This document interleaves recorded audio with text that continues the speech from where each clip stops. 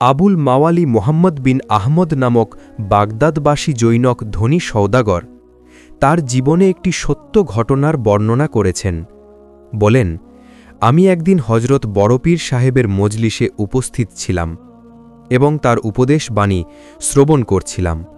এমন সময় হঠাৎ আমি মলত্যাগের প্রয়োজন বোধ করলাম এবং পেটে ভীষণ যন্ত্রণা অনুভব করতে লাগলাম।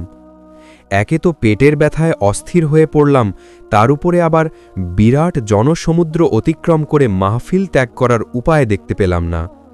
আমি যন্ত্রণায় কাতর হয়ে পড়লাম, কিন্তু হুজুরের দরবার হতে উঠে যাবার সাহস ছিল না। আমি অস্থিরতা দমন করার চেষ্টা করছি, এমন সময় দেখতে পেলাম হুজুর বক্তৃতা মঞ্চ হতে ধাপে ধাপে অবতরণ করে আমার দিকে আগমন করছেন। আবার দেখতে পেলাম হুজুর বক্তৃতা মঞ্চে বক্তৃতা করছেন। আমার নিকট হুজুরের এই আগমন আর কেউ লক্ষ্য করল না। যা হোক, আমার মনে হতে লাগল হুজুর আমার দিকে অগ্রসর হচ্ছেন এবং আমার নিকট আসলেন।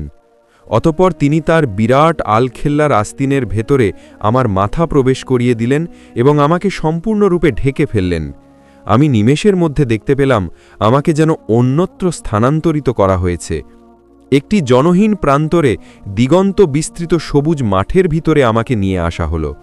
এ মাঠের একপাশে একটি ছোট নদী বয়ে যাচ্ছে, এর পাশে নিবিড় বন রয়েছে। অতঃপর আমি আমার চাবির গুচ্ছটি বনের একটি ডালে ঝুলিয়ে রেখে মলত্যাগ করতে বসলাম। মলত্যাগ করে পাক সাফ হওয়ার পর নদীর কুলি দাঁড়িয়ে অজু করে 2 রাকাত নামাজ সমাপন করলাম। সালাম ফিরিয়ে দেখি আমি পূর্বস্থানে সেই দরবারেই বড় পীর সাহেবের বক্তব্য শ্রবণ করছি।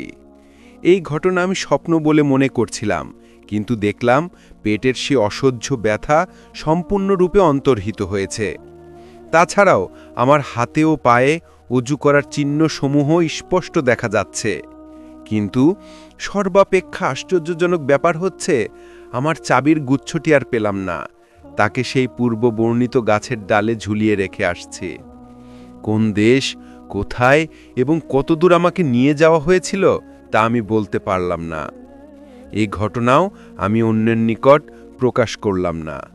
যা হোক, এর 1 মাস পরে আমি বাণিজ্যের উদ্দেশ্যে ইরান দেশে যাত্রা করলাম। বাগদাদ হতে 14 দিন হাঁটার পর আমাদের কাফেলা এক বিশাল প্রান্তরে এসে উপস্থিত হল। তথায় আমাদের কাফেলা এক তাঁবু গেড়ে বসলাম। আমি উক্ত প্রান্তরে বেড়াতে বেড়াতে এক ঘন বনের নিকটবর্তী হলাম। এছাড়াও দেখতে পেলাম অদূরেই একটি ক্ষুদ্র নদীর প্রবাহিত হচ্ছে। স্থানটি আমার বড়ই পরিচিত বলে মনে হতে লাগল, কিন্তু কিছুই মনে করতে পারলাম না, কারণ জীবনে আমি এদিকে আর আসিনি। একটু পরেই হঠাৎ একটি বৃক্ষ শাখায় আমার চাবির গুচ্ছটি ঝুলে থাকতে দেখলাম। তখন আমার স্পষ্ট মনে হতে লাগল কোথায় আমি আগমন করেছি, কারণ এখানে আমি আমার চাবির গুচ্ছটি ঝুলিয়ে রেখেছিলাম।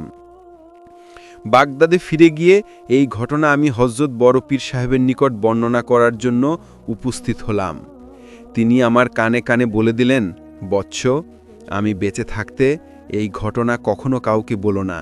বন্ধুরা, ভিডিওটি যদি ভালো লেগে থাকে তাহলে অবশ্যই বেশি বেশি শেয়ার করুন এবং নিয়মিত এমন ভিডিও সবার আগে পেতে সাবস্ক্রাইব করুন। ভিডিওটি কেমন লাগলো কমেন্ট করে জানান। খোদা হাফেজ।